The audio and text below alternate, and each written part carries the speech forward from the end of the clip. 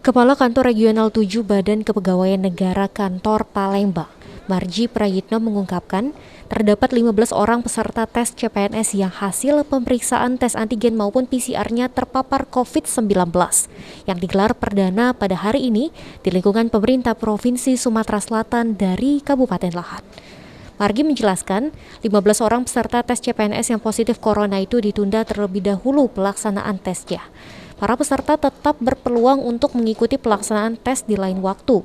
Namun, tetap peserta harus melapor ke instansi yang peserta ikuti. Nantinya, instansi terkait akan mengajukan permohonan kepada Deputi Bidang Sistem Informasi Kepegawaian di BKN Pusat melalui tembusan Kepala Kantor Regional 7 BKN Palembang. Margi mengimbau kepada para peserta yang terindikasi COVID pada saat menjalani tes antigen maupun PCR untuk tetap tenang. Karena peserta tersebut akan tetap bisa mengikuti rangkaian tes yang akan dijadwalkan ulang.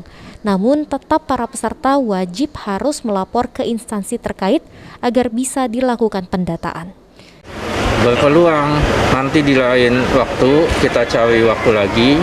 Jadi nanti yang terindikasi atau terkena COVID, kita laporkan aja instansinya kepada Deputi Bidang Sistem Informasi Kepegawaian di BKN Pusat, tembusannya ke Kepala Kantor Regional 7 Palembang. Untuk saat ini, untuk Kabupaten Lahat kurang lebih ada 15 ya. 15 peserta Pak ya? Ya, itu ditunda. Ditunda bukan berarti dia nggak boleh ikut. Ikut cuma nanti dikasih batasan waktu dari BKN Pusat. Itu pun nanti pelaksananya di Kanwek, bukan di sini. Adapun total CPNS maupun P3K yang terdaftar di wilayah Sumatera Selatan untuk mengikuti tes sebanyak 88.000 peserta. Terkhusus hari ini, pelaksanaan tes di lingkungan pemerintahan Provinsi Sumatera Selatan dilaksanakan dari pemerintahan Kabupaten Lahat.